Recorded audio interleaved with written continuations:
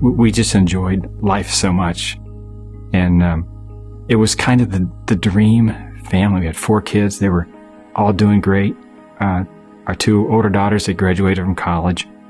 And actually a week before, we were at my daughter's college where she was graduating from Cedarville University. I just looked down the row and I just felt so blessed. I felt so proud. Everything just seemed so perfect. She just was in awe of this family that God had given us. And then suddenly I just started feeling like a panic feeling. And she even said, "Please, Lord, don't let anything happen." Don't let anything happen to any of my children. And it was just 5 days later that Melissa was killed.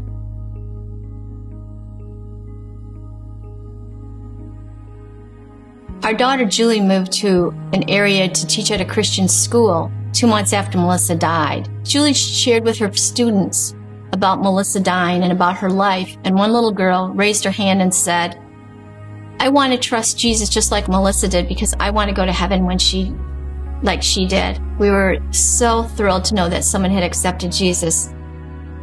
But I also felt like, why did my daughter have to die so that someone else would accept Jesus? I thought there's so many other ways that she could accept Jesus. Melissa could have lived to a ripe old age, and she could have glorified God through her life with having children and many, many things that she could have done, and she would have done, I think.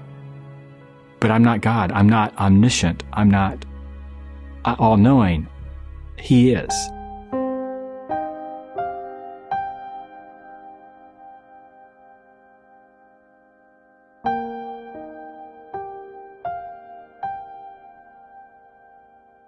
Trust is probably the hardest thing that I have trouble with. How do you trust Him and not feel like God's going to take another child, and now we've got grandchildren in the picture? Is something going to happen to somebody?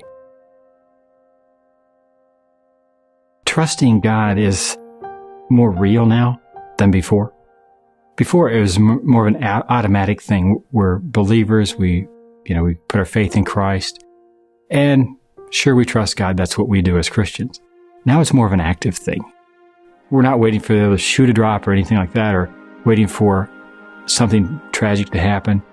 We feel our job now is to do the next step in the whole process, and that is cling to God, trust Him, understand that He is sovereign and in control, and our lives are just going to have to be lived that way, with a tragedy in our background, but confidence that God knows what He's doing.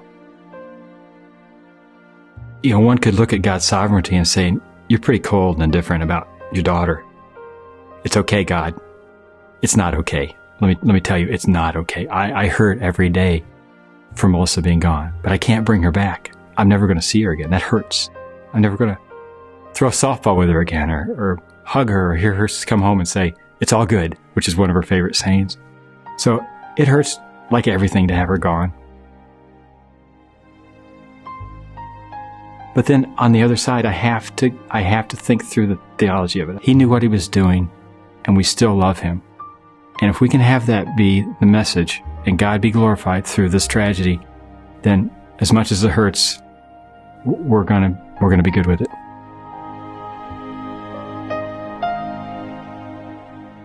GriefShare is a support group open to men and women dealing with the death of a loved one. To learn more about GriefShare, speak to the GriefShare leader at your church.